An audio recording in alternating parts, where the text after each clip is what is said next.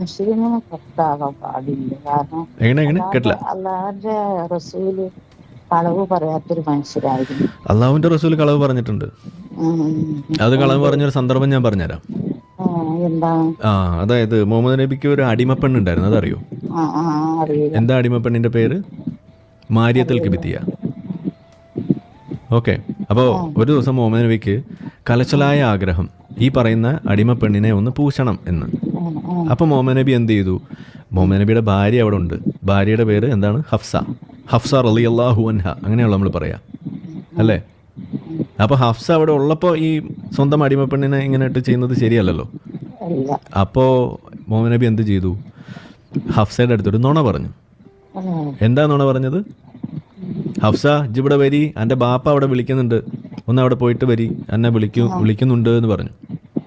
അങ്ങനെ ഹഫ്സ ബാപ്പ വിളിച്ചത് കേട്ട് അങ്ങോട്ട് പോയി.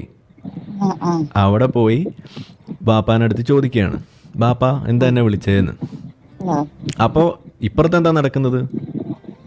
മുഹമ്മദ് നബി ആ തക്കം നോക്കിയിട്ട് ഈ മാരിയത്തുൽ കിബിത്തിയ എന്ന് പറയുന്ന അടിമപ്പെണ്ണിന് അവിടെ ഹഫ്സയുടെ കട്ടിലിലിട്ട് അവിടെ എന്ത് ചെയ്യുകയായിരുന്നു?